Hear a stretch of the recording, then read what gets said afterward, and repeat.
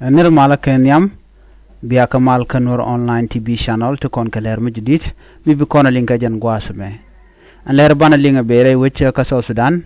shalado en won wale re week ka South Sudan ke juba te kirma yadit kan Africa Union en wo te kan kadol redul kana mo bana mandan le rod ten ban jakulling ka jan lerame kan konu niamre ler kana me mi jiram jidit gor jan o jender subscribe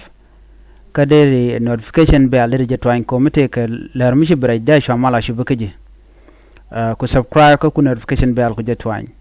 chuje peru ba no jin bichar bija ko pingwasa mo kib dor bija gore kib janwa ka ler makani ko ken ko baade kula jek anetin kon dong na ka jeno detin kon twok de kantin twore wi ka South Sudan de kan kali araje bana ko ngajan gwasa me aroj mishalat re wi ka South Sudan mo gorliang mo gwa ka kwiut ka man shal ke bol mel jen vice president ki kwara rawda me pay kwany en bol mel bo jaram danat ken o jen ramdana non Uganda ne re wich ka South Sudan bol mel bo wa jaram dan te tet ko bana ba kanak ngayen diala no bol mel jen kwara minister of petroleum potkang shajen en gwade dan e kwa jela let me kam waje kom kirm yadit ci potkang ke woten ka shikarwache te mu chalar ne ci potkang jugo no jen roy ne ka ne kun roy ne ka jinasir kiro ni kan Nuer no akan nok mal kon nok mal shelat clearly ka tamedan mishirek betuoga ko ngi kan wo chicken planning ni kan ala ka chicken de chicken jagana sar mun ko lenga no shi kor mo jatu gon binimi bol mel aram kel kan ni kontin chan Nuer ya ganak ka jana vice president pay kwan anta danan che wiche lat ka je ana me kwan ga je gwe no jen be na mo ke yo dong be South Sudan be jen ngari malka but kwa je no ko yuro kon gulle gorno ba kam ju je be ka kokko be ke liu ko ne ga kam na chu kor yo tok kam na re kur be mo ke yo bu kor ba jo nak so bol mel che roje mo che no man che je lat let so an mrai ko kon linga jen gwasa me mishallah dan tama ka jen gwaron wang paywo bol mel cha peno we gwas dola kirma yadit ano ngay yanan wo mishaji logo no wi ka presidential meeting so take mu da dien me to gon gwat mo mishaji peno so chabul mel chaje peno be chop chaje penwo redul kanamo shikir me yadit shikar waji mo chikana lat nono an gwat mo jen gwadan dol ka dolten ka dol ka jegan wala ka shankaro ka pay ngwan ron kina dangro jen dangro wi diech ano shalad no bul mel chemang ko ndiala kwero de penjo chuban gwadul kanamo kelot jen shiram kel military duɔl ten kon dol ka ji Africa Union chicken bol mel chicken ngich no are dul kanamo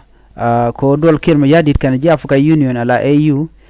ci ji Africa Union chicken la no teram gone ne kirma yadit karwad so chaje the night entry chaje gono ci borage ndola me adol kirma yadit kan ji Africa Union ka do budanan shariki rodin lat ki jere wika South Sudan men biya ko ngaje la trus bol mel jen cha fail ko bol mel ti chalat ci gaten nan ka South Sudan ray malka pot kang jane jaga ti jen especially my on dial ko kenen kon na quart ndere wika ki juba ti la Nuer cha yen ngandial ajen point ko jaram dan wi ke we young man anybody wi jen wo bol mel ba mal ba jen ray wika South Sudan but ken bol mel lereni mission dien kana kirma yadit ano ajen mission da ko jene bay jago bala kwara nyam ka gwa kirma yadit so jen guyena me very aggressive along che nok yona men chalat siana me kana me shalel ne kana kwadel konen cha kwan men bi angaj ba kirma yadit la ja kwan ko ngeje no te gum bilat ka jang okay lan mala jale de che men kwanya kan jine security ala kon chief of defense ne kan dial kan den kona te kan wore ano ne tiga Nuer ko bukan chicken bill state committee ka order made by executive kan bukan chalal la chairman to malakal kwer kel ka kan kwar totin konente ka defense minister ramkel ka kan jang konente ka wulanka Nasser ke jang konente ka malakal ten tie ka tek so ne to wandi ala galas gele ke mi yadit ko buko nyin ka Nuer so jen do dan gu yena na me jenana go de nyoy kel bol mel chaje deny access ko bo ko presidential meeting an wale re which ka South Sudan nyoka jene ko ken quick on the outcome of the meeting and Africa Union ngolat kanamo ke kirma yadit but me ngai ko na longo do badana dong de malder ben kaje de ji Uganda de alde lo jokala de ni ken ko ne cha no bulmel ko bulmel je no ngomone ajaram dana ko ke yo ka chena permission no te yo ba kam ne ko ne la servant civil servant ka South Sudan but ko ka pay underpay ko ji Uganda ko le pay yo ngwan ko rek de men di o jen ban war ba kanak the reason why they are paying Ugandan soldiers o bi kan war bi kan kanak